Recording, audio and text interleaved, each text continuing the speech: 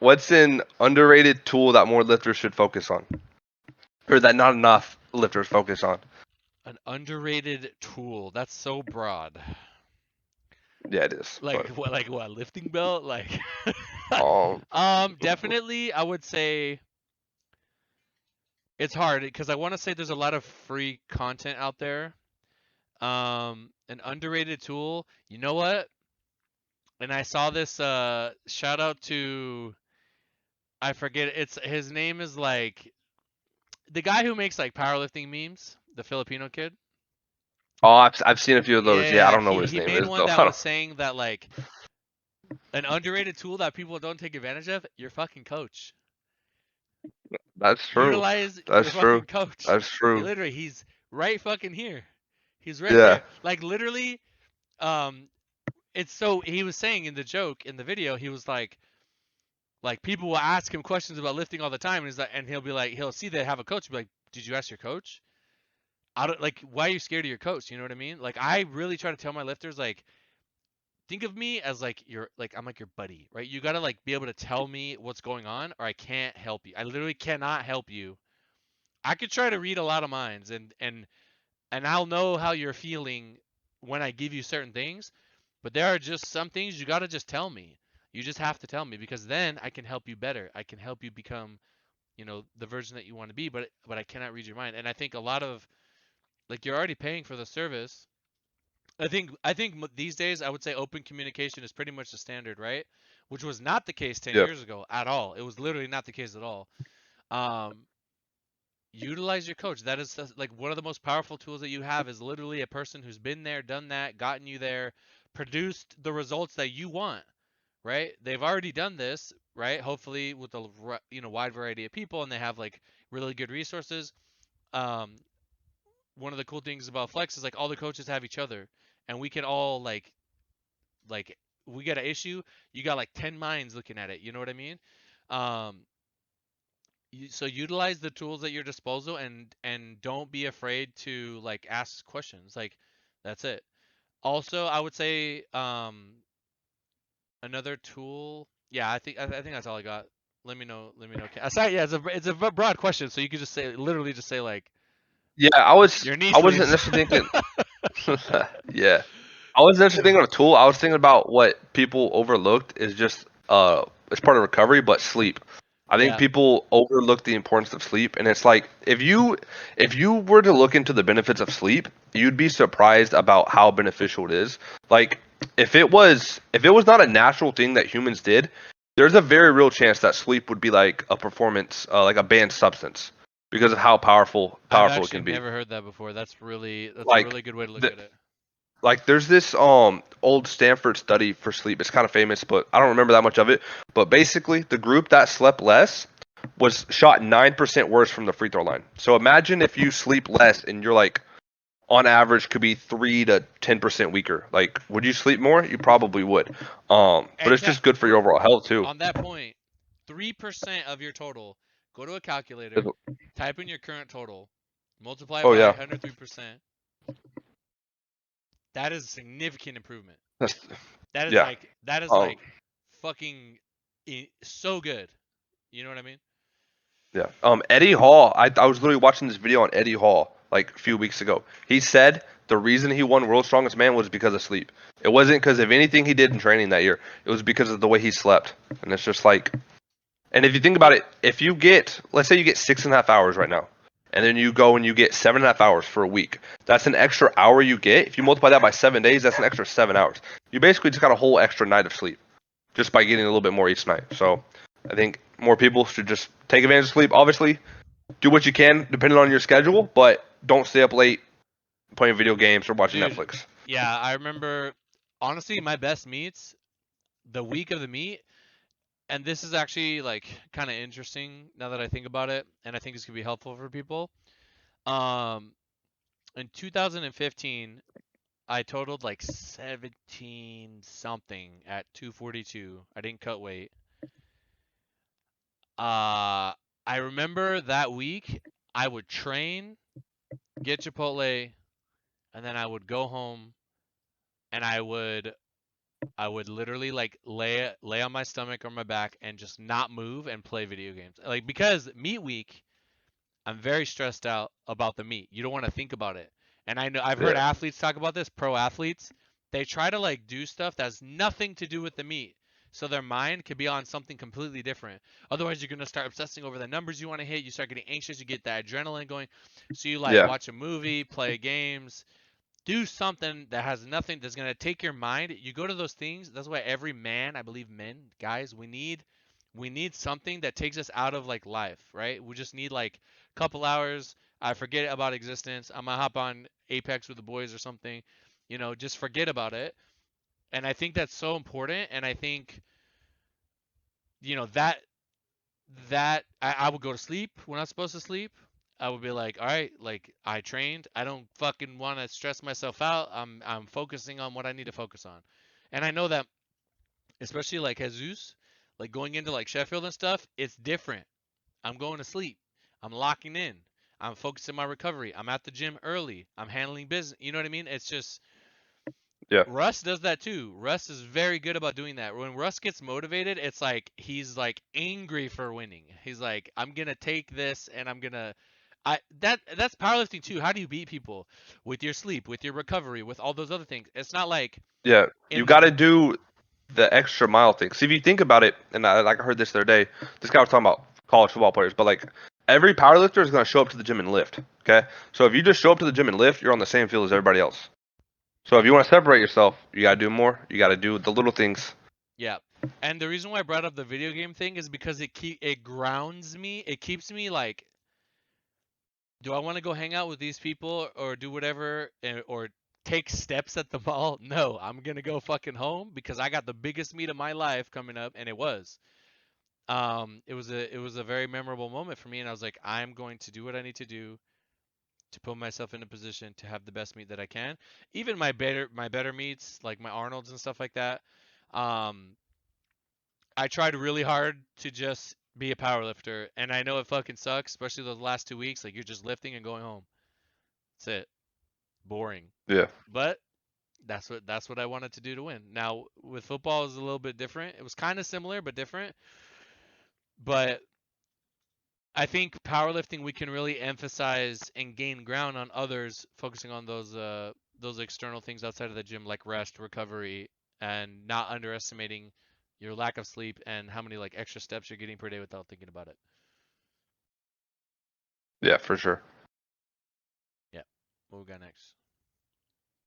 Okay, so same thing, but what is an overrated tool that lifters focus on too much?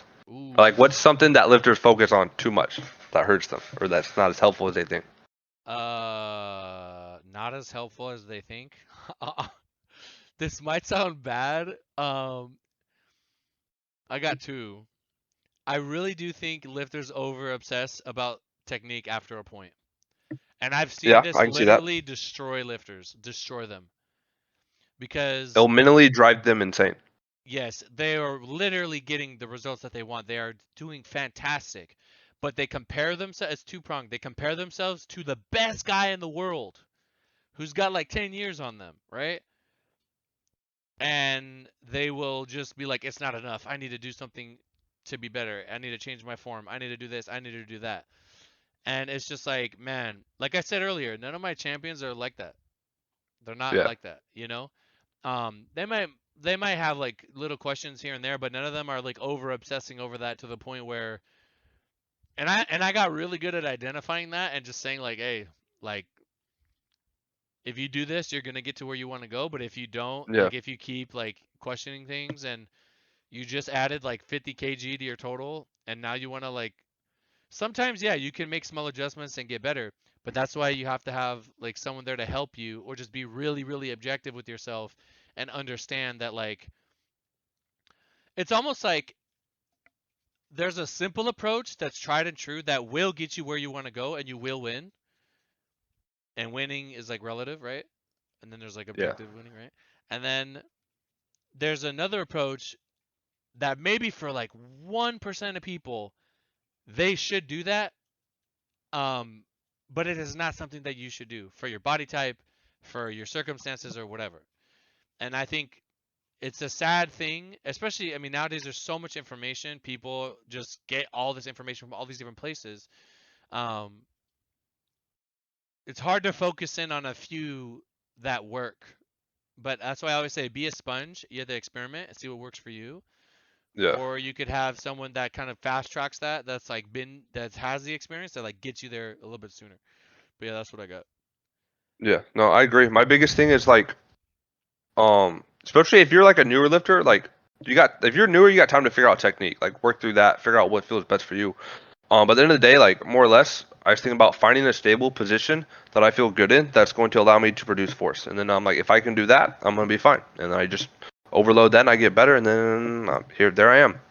Um, Stable position, but allow you to yeah, move force, and then progress safely so you're not experiencing pain. Like I have this girl right now yeah, who she's newer with me and she has pain in her back when she squats, but the way that she squats, it makes total sense why she has pain. You know what I mean? So it's like we're yeah, gonna like fix all that and give her all these movements to like fix it, but it's just, it's just like simple things that can just get you where you need to go, and you don't need to like there's information, too much information can be a bad thing for certain people, and you don't want to overload that person with too much information as well. You know what I mean? Like you like I don't need to tell a lifter certain things, every single thing that I'm thinking, because it might send them into a bad place mentally, or it might send them into a place where like they didn't need to know that, and now they're second guessing things or questioning things or worrying about things. So it's a very like delicate kind of thing when it comes to that too. But yeah, that's it. yeah, for sure. Um, what I would say, overrated tool. Well, right now, primarily, you see everyone worried about their knee sleeves and what shoes they wear. Yeah. Bro, it's I not gonna make think that difference. If you have a flash shoe that's stable, fucking use it. like It doesn't matter. uh hey, that shoe's not gonna make a difference in your lift, but kind of the same thing. Like I literally talked to Russ the other day, we are talking about it, and he was talking about it's just important, like find a shoe that you feel comfortable in and that you feel good in, and like you're probably gonna be fine with that. But If you yeah, feel like good in something, it usually you're like you're beats gonna out like perform in what it. you think it. Yeah, Yeah. yeah, yeah. Like I feel best in my Vans. They have holes in them. They're like uneven and shit. But I feel best when I wear them.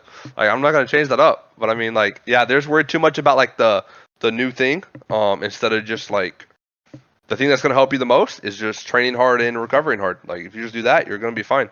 You don't need. There's no magic bullet. Yeah, it's I don't know, man. Next, what we got next? Um, what is a trait that all really good lifters have in common? Trust in their process. Really good lifters, they trust what they're doing. Like if you don't have that, you fucking lost. Like you're gonna fail. Trusting in your training, trusting in your process, it calms your nerves. It gives you confidence. It puts you in a mind state of the day before Sheffield, Jesus had like an energy about him that whole week that we knew that he was going to do what he did before he even did it. I'd never seen him that confident. I'd never seen him that he was almost loose, like, yo, let's go. Like, I'm ready to go. Let's handle business. It wasn't nervous. It wasn't anything like that. It was like, I'm the fucking strongest and I'm going to fucking show everyone. You know what I mean? And he did that because he had his team around him. He was confident, he was ready, and that's what it's about. So it's just one of those things where, it's you got to trust what you're doing, you got to trust your process, you got to trust your team. And if you have that, if you have belief, you're unbeatable. 100%. I would, yeah, pretty much agree with that. The other thing I would say is that they're just really consistent. Yeah, Um, hella a lot of consistent. times, like you kind of mentioned this earlier, the young lifters they kind of want everything to happen like now. Like you got to realize there's a process to it. It's not gonna happen now. But like the really good lifters, like I can tell you in like this myself as well, like and other really good lifters, they don't miss training. You know, sometimes they might have to move it up a day, or they might have to move it back a day, or maybe it's at 4 a.m., maybe it's at 11 p.m. But for the most part, they consistently train. And like if you're just consistent, powerlifting's a marathon, not a sprint. So you're consistent over time, you're gonna be successful. There's that what is this? That Alex Hormozy quote where he's like, being consistent won't guarantee success, but not being consistent will guarantee failure. He's got It's pretty much he's got like the best fucking quotes I've ever seen. it's Like, pretty much right on. Like bro, he's like, seriously, I don't know what it is. Like, he took the quote game and just he like ran elevated it. with it, Yeah. and like It's usually like shit's corny as fuck, but no, he was yeah. locked in. Consistency gives you the best chance of success in anything, not even powerlifting, just life in general. But Yes, if you're in the gym and you're progressively overloading for 5 years, you're gonna be different after that time. You know what I mean? Like, it don't matter. oh So, yeah, what we got next? you're gonna be healthy too, so you're gonna be fine. Yes, and that's another Um, thing. Yeah. yeah. Uh, personal goals. Me? Like like, personal Us? goals within powerlifting. Within the sport, take it to another level. Continue to Like, elevate everything. level. Continue to push limits. Continue to make an impact at the highest level of the sport. Those are my personal goals. And like the rest of this year is like a building period for what's coming next year. And I think it's gonna be insane, man. I don't think people are ready for what's coming. It's gonna be like, I can't fucking wait. I want everyone to experience that, and it's just, those are my personal goals. I want to continue to influence and help and change the lives of those that choose to put their faith in me and elevate the sport. Those are my personal goals. And pay this Yeah, fucking that's house good. off in the next 10 years.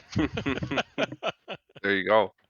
There you go. Yeah. Um, my personal goals. Let's see.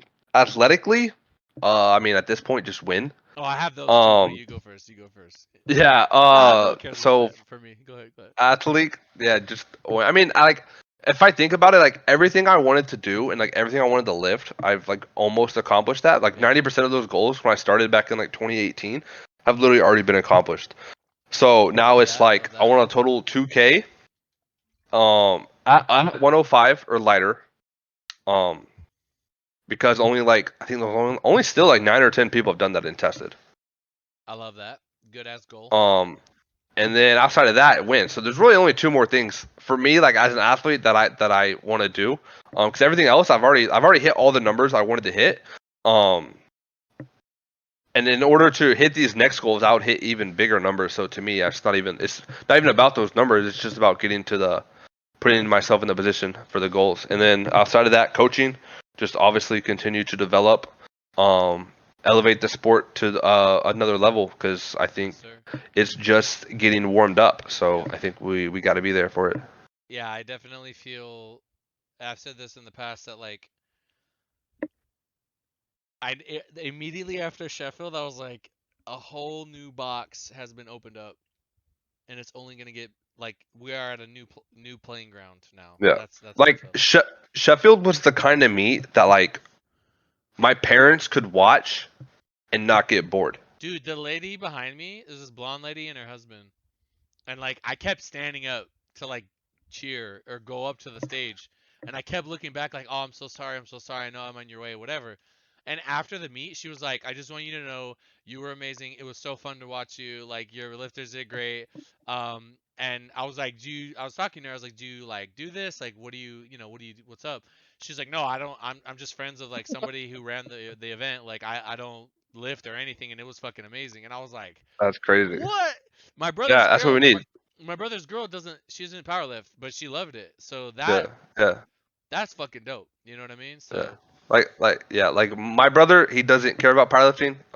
saw He that makes shit. fun of like the powerlifting memes and all that. That's But good. like That's if good. if he watched Sheffield, like I know he would like it. So like that's definitely the direction there. Yes, sir. What we got? What we got? We only got like one more. Oh What's shit. that? What sets Flex apart from every other organization, coaching organization? Oh my god. I gotta like. I could go in. I'll just say, like I said earlier, my focus has always been to elevate the sport, and I really focus on the world level and world champions, right? Me personally, because that's what the mission was back in the day, and I still believe that to be um, the world is a bigger target than just the U.S., right? World's huge. And we used to be together. We used to be People in united. the U.S. don't realize that, but yeah. Yeah, yeah. So I think what sets FLEXX apart, I mean, if you just look at the Open World Champions from like 2021 till now, I mean, like the majority, we literally had we I we we lent FLEXX to another country and they won. We lent our lifters to another country and they took home the most gold medals. Do you know how unbelievably impossible that is? And okay, I'm not trying to be cocky or arrogant. Winning does inflate your ego, absolutely. Shout out to Shannon Sharp. But I'm just it's a fact. And I know like facts bother people, but it's like it is a fact. Um and then 2022 we had a very like when you're taking 3, 4, 5 open gold medals, like that is very significant. This last Worlds, I was telling someone behind the scenes, I said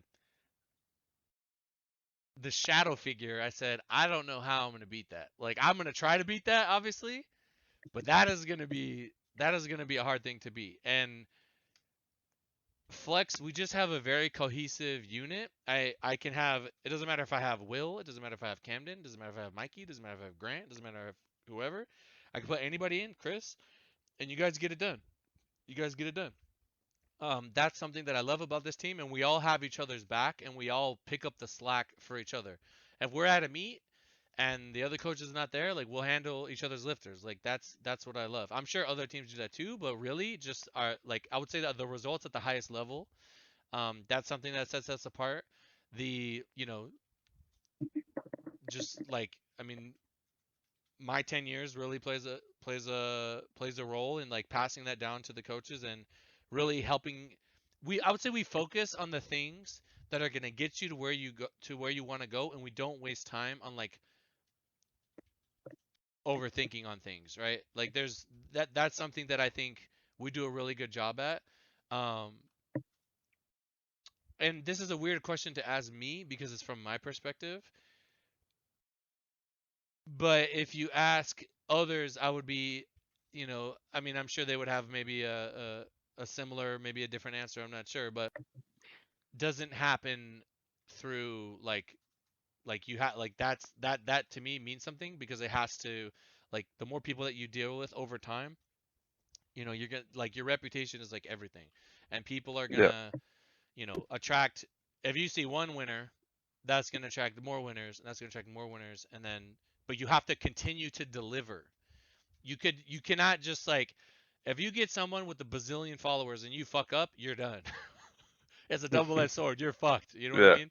Yeah. Because now everybody's gonna see that, and I think for me, I just tried to focus really on results and getting the gold medal, and that's what we've done. So that's kind of my answer. Like, what do you think, Camden? Yeah. What do you think sets us apart? I mean, more or less, I was gonna say roughly the same. To be really cheesy, I was just gonna say winning, but um, I mean, that could I just mean, be that could just be yeah, and it. it's the sustained the sustained wins, right? It's not like in any other sport, like if a team wins like 10 straight years, like who does that in sports? Yeah. Every now and then you get a random team, but it's just like that. The sustained, it's not just like a one-off thing. It's not just like a two-off thing. It's like every year there are people, there are dudes. I remember Um, when they brought me on a podcast and they compared us to the New England Patriots.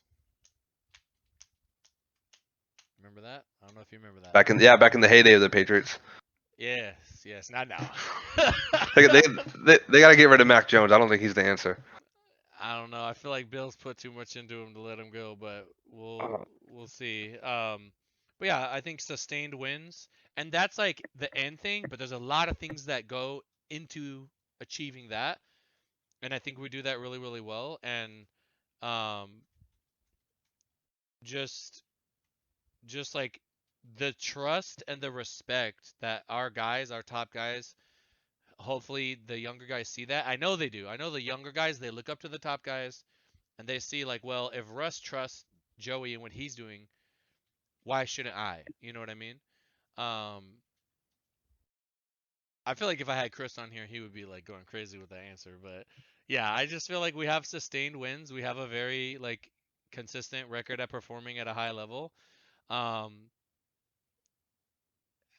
and yeah, I mean, I think I kind of feel like at some levels, people like, not that they don't value that as much, but to me, that's always what mattered. Is like getting that W, winning.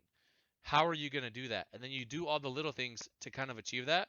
But now, like, you'll see people mess up and they're just like, I'm just happy to be here. You know what I mean? Like, I don't know. Yeah. I I mean, just feel, at that point, it depends on the individual, I guess, yeah. how more or less what their goals and how competitive they are. No, I'm like, I might not show it, but I get upset when we don't But I perform, mean, you know, but we yeah, but like usually do. Yeah. if you're a competitor, like you want to win, like who cares about second place? Like nobody. And more Your often than mom not, does, but you don't. but more often than not, I don't even know. More often than not, when you get the win, you have to understand that like there's a lot of other people that want that, and only like one person can fucking have it. And I Yeah. think, you know, when I'm at the world level and I'm competing against like the 93s, for example, they're all good. They're all good. Keiko misses a lift, fucked, right? That happened once. I wasn't there, and I said never again. Um, I respect those guys because like when like you don't get to this level without having gone through a gauntlet to meet Yep. us at that level. You know what I mean? What I don't like is when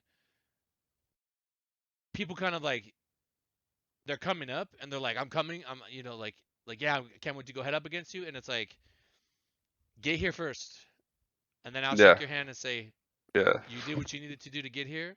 Let's handle business. And if you beat me fair and square, Yeah. we got to shake your hand. You know what I mean? Yeah. Yeah. Um, but yeah, I think sustained wins is what definitely what Flex has, and I think just a really solid, like the fact that we went 7.8, I think percent, 7.8 out of 9 attempts at nationals. I wasn't even there. That's fucking good. You know, I can't be mad at that. You know what I mean? And I know that like But if you yeah. have like a couple No, lifters, go ahead. I was gonna say I don't think anyone went worse than 6 for 9. I could be wrong. There might, well, that's the thing. I think we had like one or two that had like rough meets. Newer lifters, I'm not entirely What? sure, and that pulls the whole average down, right? Yeah. So but at the end of the day, like they're gonna learn from that and they're gonna be better. And you know, it's Everyone has a bad meet at some point. Like it yeah. happens. I mean, It's a stepping stone. Just yes, and that's like I remember my first Arnold. I missed my third squat. It's the only squat I ever missed in my entire career. Never missed a bench ever. yeah. Deadlift. We're not gonna talk about that. Yeah. But I was really upset. I was really upset with that. That shit. I thought about it the whole year, and I'm never missing a squat again. And I You never know what's did. funny? We haven't missed a squat in competition since 2019. Like August 2019. That's good shit. I think about that every time when I compete and I squat. I'm like, I Yeah. can't fucking miss. I'm curious between like Mikey, Jesus, me, you, Grant, everybody. Like if we see like how consistent we are, you know what I mean? Oh, that'd be interesting to find out. But anyway, yeah. that's my answer. And I could like I said, there's like a lot of things that make us different, but um, also we care. I mean, I'm assuming other coaches care. I hope so. Like other organizations care. Like we care a lot, and we've done it. You know, we all lift. We're all lifters. There's not a single coach here that's not a lifter. You know what I mean? That hasn't competed. Um, I think that's also important too because you can help relate with your lifter. You know what I mean? You can like I know what I go through when I lift. They're probably going through something similar, and I can help them through my experience, how I overcame it, what results did I get, and that's that. Yeah. Alrighty, guys. Probably gonna make this 2 parts.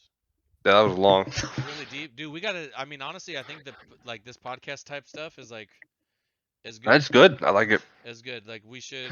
I don't know if do you remember? Because you mentioned that how when the younger lifters like, hey, I'm coming for you, but like they're clearly not there yet. Do you remember that 2019 King of Lifts podcast where all the 74s said that they were going to be at Wood? Do you remember that in 2019? 2019. I don't remember that. Why? What happened? It was just funny because Only like one of them got there.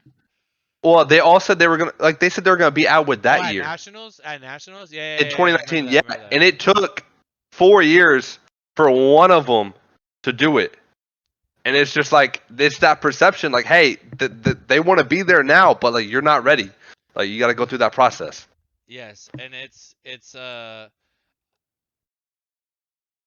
I mean, Carl getting the win when he did. This is bonus content, by the way, guys. That was Carl, big. Carl getting the win when he did. I was like, bro, he's a junior. Like, we're just coming up. Like, we're gonna do our best. If the opportunity presents itself, let's take it. But the fact that he got the win that early, you could just check that off now and go stress free.